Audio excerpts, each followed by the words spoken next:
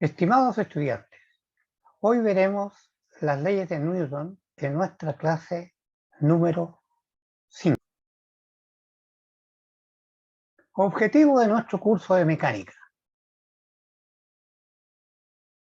En términos de conceptos, veremos momentum, simetrías y leyes de conservación, colisiones, fuerzas, leyes de Newton, peso normal, roce, fuerza elástica. Sección cátedra. Veamos. Definiciones que vamos a utilizar durante esta clase. Momentum o cantidad de movimiento. P, que representa al momentum, es igual a la masa por la velocidad. P, si ustedes miran, es un vector. Y como este es un escalar, ¿verdad?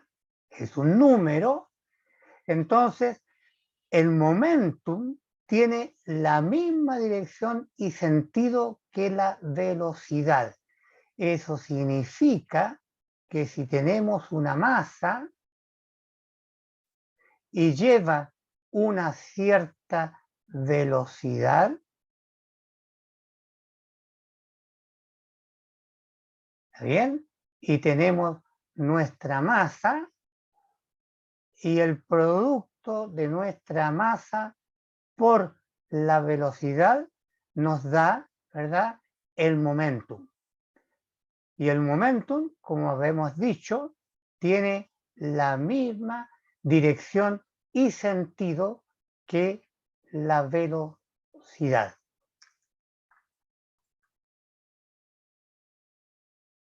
Momentum total, ¿verdad? Porque tenemos el momentum de una masa, pero podríamos tener varias masas, ¿verdad?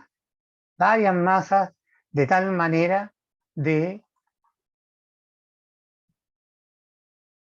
tener una masa 1 que va hacia allá, una masa 2 que va, por ejemplo, hacia acá, una masa 3 que va hacia allá. Entonces tenemos momentum 1, momentum 2, momentum 3, ¿verdad?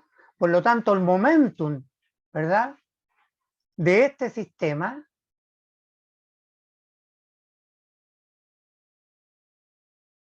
¿verdad?, es igual a la sumatoria, el momentum total de esto es igual a la sumatoria de P1 más P2 más P3 vectorialmente. No olvidar que es un vector. Pero este sistema podría evolucionar. Y este podría llegar hasta por acá. Este podría llegar hasta por aquí. Este podría llegar hasta por acá. Entonces vamos a tener un momentum inicial y un momentum, ¿verdad?, final. ¿Qué significa esto para nosotros? Que la conservación del momentum inicial es igual al momentum final.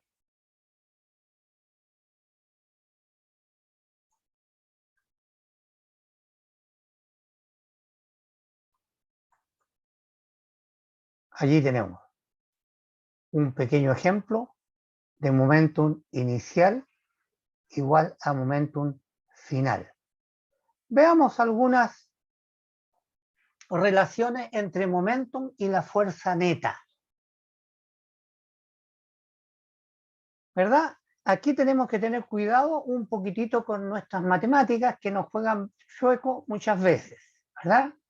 Dado que aquí tenemos la fuerza como una variación del momentum en el tiempo. Esto es una definición que tienen que aprender, ¿verdad?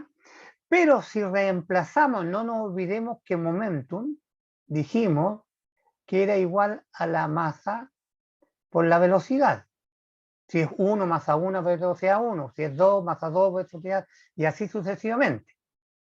Pero si en esta función matemática nosotros la escribimos de esta manera, aquí tenemos un producto de dos términos, que es el primero por la variación del segundo con el tiempo, más el segundo, que es b, por la variación del primero en el tiempo.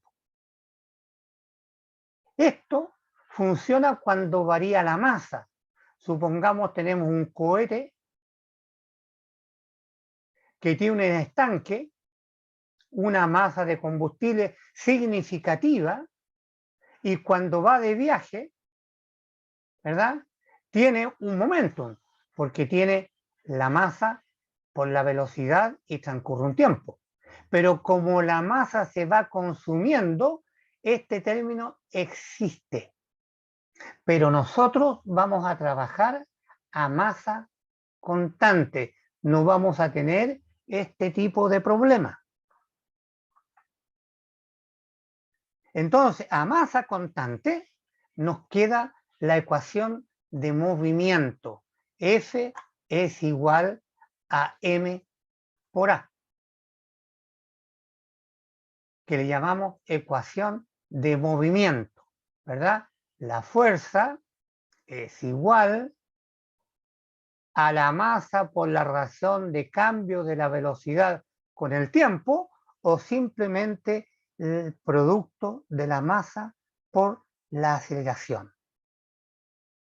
Ahora, hablamos de la cantidad de movimiento. La cantidad de movimiento, fíjense ustedes, que se conserva. Tenemos el caso, ¿verdad?, de nuestra señora Emile Noether, que en el 915 dijo que en los sistemas simétricos de movimiento hay algo que se conserva, hay una cantidad que se conserva, dado que en los movimientos simétricos significa que permanecen en el tiempo.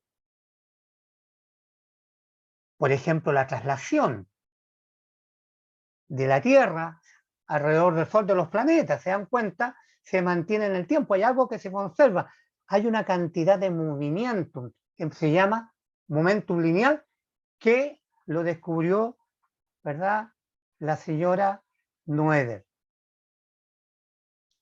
Se le llamó ley de conservación del momento lineal. En un sistema aislado, sin agentes externos, por eso es aislado, no hay fuerzas externas que intervienan, el momentum lineal total, ojo, total, permanece constante. Veamos un ejemplo de conservación. Allí tenemos un cañón, y un cañón que está completamente aislado. No hay ninguna fuerza externa que entre al sistema. El sistema está aislado. ¿Está bien? Tenemos solo el cañón ahí dentro de este sistema que está encerrado en el cuadrito de trazo. Tenemos nuestro sistema cañón.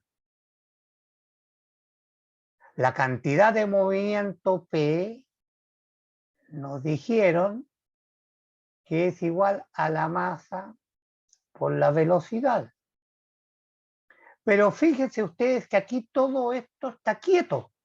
Entonces, en este sistema, la velocidad es cero. Por lo tanto, si V es cero, el momentum, ¿verdad?, el momentum o la cantidad de movimiento que se llama es cero. Pero como es un vector, el cero vector es 0,0,0, ¿verdad? Entonces aquí no hay movimiento, no hay cantidad de movimiento, ¿ya? Por lo tanto, la cantidad de movimiento aquí es 0. Pero veamos qué pasa cuando se dispara. Fíjense que salió la bala. Y sale la bala en una dirección, para allá, con una velocidad de bala. Y esta es la masa de la bala. Por lo tanto, tenemos una cantidad de movimiento P que va para allá de la bala. Y el cañón se movió al revés, se movió para allá. Tenemos entonces velocidad de cañón, masa del cañón. Y tenemos, por tanto, una cantidad de movimiento P del cañón que va para allá. Y son iguales y de sentido contrario. Son iguales y de sentido contrario. Uno va para allá, uno va para acá. Por lo tanto, la cantidad de movimiento aquí vale 0. Vale 0. Después del disparo, la cantidad de movimiento neta sigue siendo 0. Porque la cantidad de movimiento del cañón es igual y opuesta a la de la bala. Entonces, allí hay que tener cuidado, ¿verdad? Hay que tener cuidado. Hay que hacer análisis antes y después y comparar las cantidades de movimiento. Y la cantidad de movimiento, esa bala que va, choca. Entonces hay distintos tipos de choques, de colisiones, porque la masa por velocidad en algún momento choca. Cuando caen los aluviones, viene una masa, ¿verdad?, rodando con una cierta velocidad. Por lo tanto, trae una cantidad de movimiento que si uno quiere detenerla, ¿verdad?, tiene que colisionar con algo, con casas, etcétera, etcétera, y se generan destrozos. Entonces, el momentum, no se olviden, permanece constante. Pero hay disipación de energía. Puede cambiar según el tipo de colisión. Puede la masa, va una masa a una cierta velocidad y la masa se va quemando, ¿verdad? Y puede que se caiga. Entonces hay tipos de colisiones y tipos de colisiones. Por ejemplo, pueden haber pérdidas de calor o por deformaciones. Entonces nos encontramos con choques distintos. Los choques elásticos, la energía es constante, ¿verdad? Es decir, la energía en el choque es constante, pasa de uno a la otro, como lo vimos en la bolita choca y permanece constante porque sale la bolita del otro lado. Hay choques inelásticos, que es lo contrario al elástico, ¿verdad? Y hay choques en donde la energía se pierde completamente. Le llamamos choque plástico. Bueno, de estos choques, un comentario. En general, la mayoría de las colisiones generan pérdidas de energía o deformaciones. No todo cambia en función de la cantidad de movimiento, sino que hay algunas cosas que se deforman. Entonces, se pierde energía en deformar un cuerpo cuando choca un auto, por ejemplo. Choques complejos. Sea cual fuere la naturaleza de un choque, por complicado que éste sea, la cantidad total de movimiento antes, durante y después de él permanece invariable. Esta ley tiene extrema utilidad y permite aprender mucho acerca de los choques, sin conocer incluso las fuerzas que actúan durante el choque. Miren qué interesante. Por ejemplo, si chocan dos átomos, son minúsculos, chiquititos, con masa, ¿verdad?, prácticamente despreciables, pero chocan. Se conserva la cantidad de movimiento. Y en función de este principio, ¿verdad? Podemos calcular la masa de estas partículas muy chiquititas. Solamente tendríamos que ver cuál es su cantidad de movimiento, es decir, la masita chiquitita, qué dirección, qué módulo y qué sentido tiene la velocidad de cada una de las partículas que contribuyen al choque. Evidentemente hay una energía cinética que interviene. Es la que lleva la partícula, ¿verdad? Que es un medio de la masa por la velocidad al cuadrado. Y ojo, ¿verdad? Porque la cantidad de movimiento es la masa por la velocidad y la energía un medio de la masa por la velocidad. Allí tenemos los choques complejos, ¿verdad? Ahí tenemos choques complejos que queremos analizar. De tal manera que tenemos una bolita de billar que viene. Estas son fotos sucesivas, por lo tanto la vemos, ¿verdad? Que aquí viene, y esta trae una cantidad de movimiento, la masa de la bolita por la velocidad de la bolita y la dirección que lleva. Y lleva, ya coloquémosle una velocidad inicial. Luego del choque con una masa 2,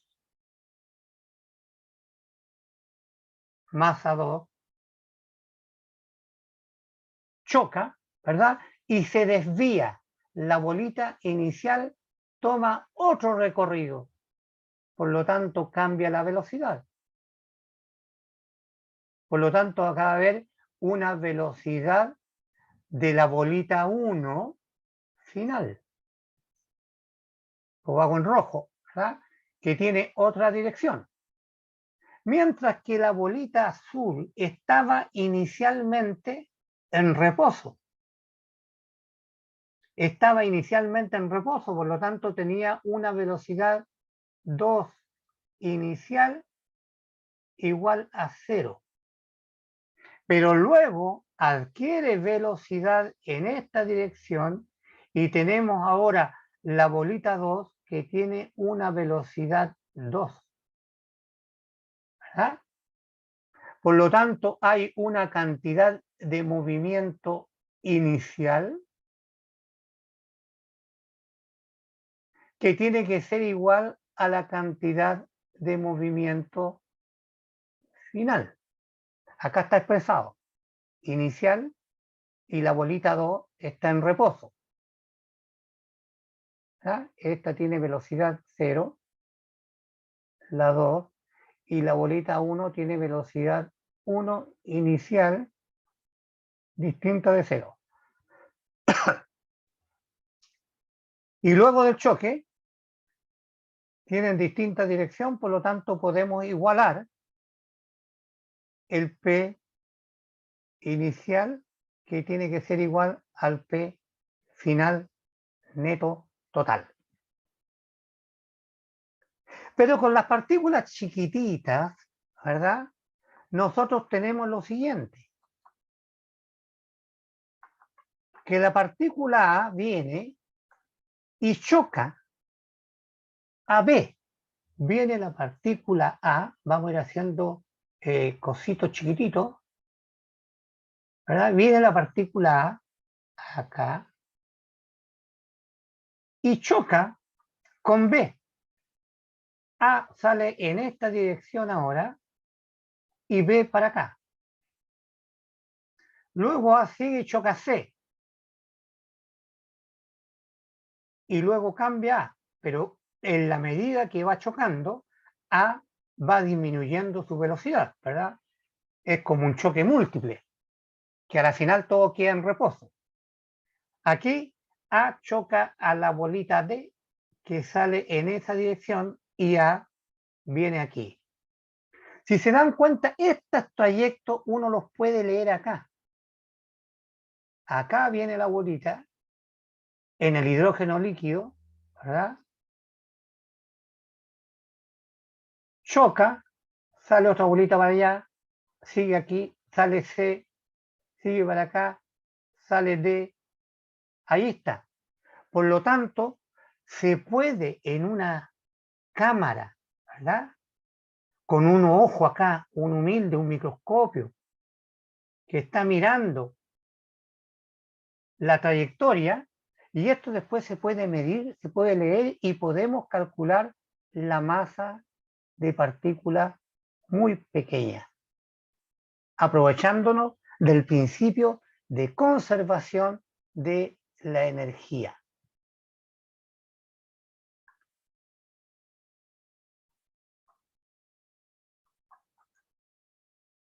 Leyes del movimiento. Estamos hablando de Newton, ¿verdad?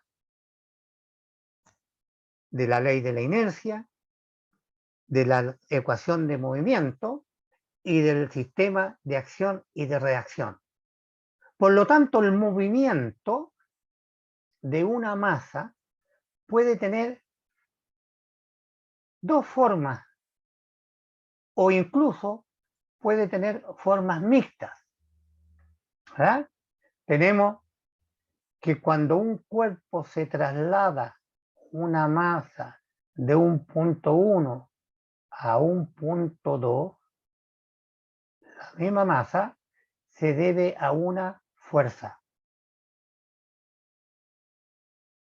Y cuando tenemos una masa circular o se mueve en forma de círculo, ¿verdad? Tenemos una fuerza que le da vuelta al disco, ¿verdad? Y este gira. Y a ese le llamamos torque. Y a este que es lineal le llamamos fuerza. Entonces, este genera rotación y este genera desplazamiento.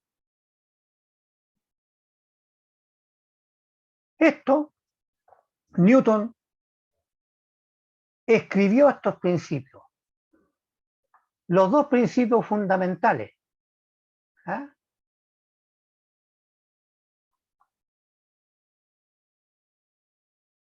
Traslación, rotación. Y lo escribió en el libro de filosofía de la naturaleza o física, ¿verdad? Con sus principios matemáticos. En ese libro, buen libro, contiene, ¿verdad?, teorías fundamentales que nos permiten hoy día, ¿verdad?, predecir muchas cosas de la física.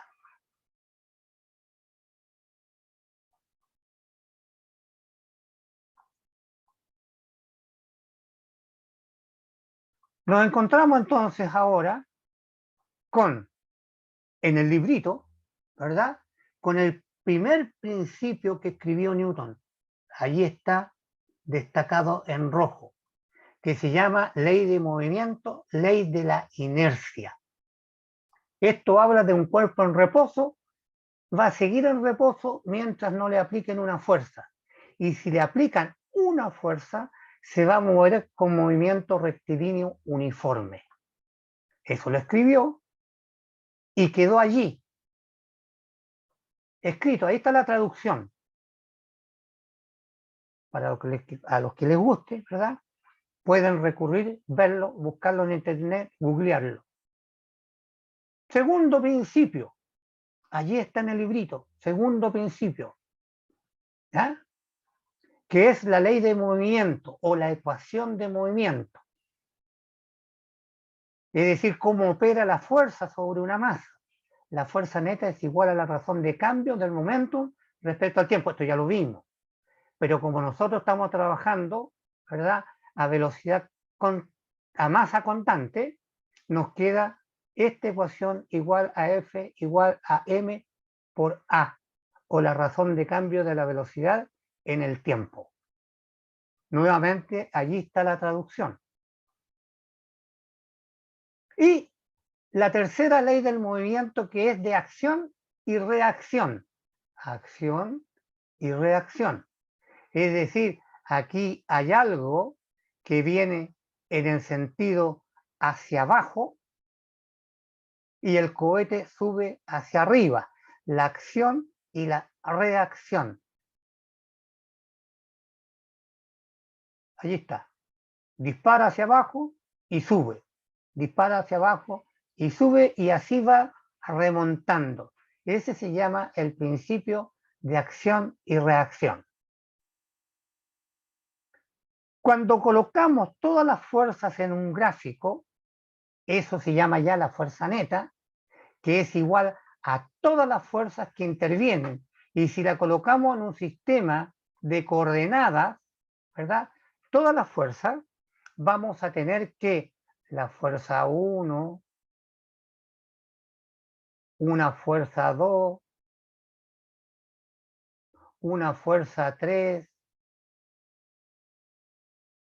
Si sumamos todas estas fuerzas, nos da la fuerza total neta. Sumamos esta con otra, en definitiva, nos va a dar una sola fuerza en el sistema de coordenadas. Y este monito que realizamos sobre el sistema de coordenadas se llama diagrama del cuerpo libre. Y se los recomiendo. Cada vez que tengan vectores, tienen que usar el diagrama de cuerpo libre para así poder determinar ángulos, determinar posiciones y poder calcular, ¿verdad?, las componentes de cada vector y así poder sumar. Entonces, el diagrama del cuerpo libre es fundamental. Y en resumen, tenemos las leyes de Newton. La 1, ley de inercia traslacional. Si la fuerza es cero, el movimiento, ¿verdad?, será, la variación de la fuerza cero será un movimiento uniforme rectilíneo.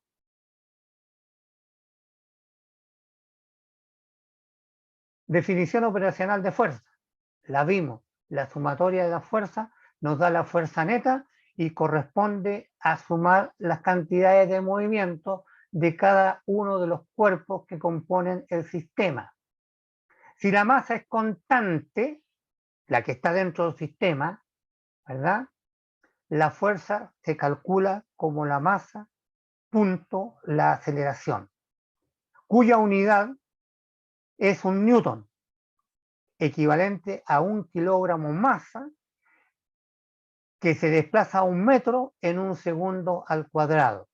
Y luego la ley de acción y reacción, que tenemos una fuerza que va hacia arriba y del mismo módulo y dirección con sentido opuesto hacia abajo, es la ley de acción y reacción. Algunos casos, ¿verdad?, especiales. Fuerza expresada como peso, o una piedra que viene cayendo, o lo que dijo la manzana de Newton, ¿verdad?, que la fuerza del peso, generalmente tratamos nosotros el peso para no confundirlo con la cantidad de movimiento, generalmente le colocamos la letra omega como peso, para no confundir esta con la cantidad de movimiento. Pero este es peso, ¿ya? Es la masa por la gravedad. Y nuestra gravedad en la Tierra generalmente corresponde o va hacia el centro de la Tierra. Por lo tanto, es perpendicular. Y nosotros hacia el cielo colocamos eje Y cuando hablamos de dimensiones, ¿verdad? Y acá podemos colocar el eje X. Por lo tanto, la fuerza de gravedad es, en un sistema de coordenadas, es o va en la dirección de menos I. Por lo tanto, el módulo es m por g, pero en términos de dirección y sentido va a depender del sistema de coordenadas que coloquemos sobre la Tierra. Ahora, nosotros tenemos también una fuerza normal. Por ejemplo, si vamos subiendo una pendiente, ¿verdad?, Y acá tenemos la masa que va subiendo, un andarivel en la nieve, ¿verdad? La fuerza normal, evidentemente, como su nombre lo indica, es perpendicular a la superficie de desplazamiento. Esto es la fuerza normal, perpendicular al, ¿verdad?, a la superficie de desplazamiento. Pero cuando esto va subiendo y estamos aplicando una fuerza, aquí ustedes conocen muy bien que aquí se genera una fricción, aquí abajo. Y esa se llama fuerza de roce, que genera la superficie. Entonces, si tenemos una superficie donde llevamos un cuerpo muy rugosa, tiene un coeficiente de rugosidad K, ¿verdad? Que eso depende si es más grueso, si es vidrio, es menor, si es arena, es muy grueso, etc. Tenemos allí el coeficiente de rugosidad y podemos calcular el coeficiente de roce con esta expresión que está aquí, que es el coeficiente de roce por la fuerza normal, es el módulo. Y de ahí depende del monito, donde esté X, donde Y, de ahí calculamos el sentido. Y después tenemos las fuerzas restauradoras elásticas, que son, ¿verdad?, las que tienen que ver con lo elástico o los resortes. Si esto está comprimido, por ejemplo, el rifle de aire comprimido, y tenía un largo aquí el resorte, y lo comprimimos de aquí hasta allá, tenemos un delta L y tenemos la constante del resorte, si es chiquitito, si es muy gordo, o si es como los resortes que tienen los camiones o las camionetas, tenemos allí, ¿verdad?, que tenemos una fuerza que va para allá y una de reacción para acá. Entonces tenemos una que es positiva y la otra que es negativa porque responde al revés, siendo con K la constante del resorte.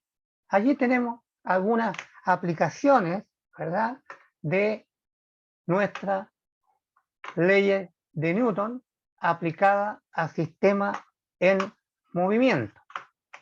¿Está bien? Borremos.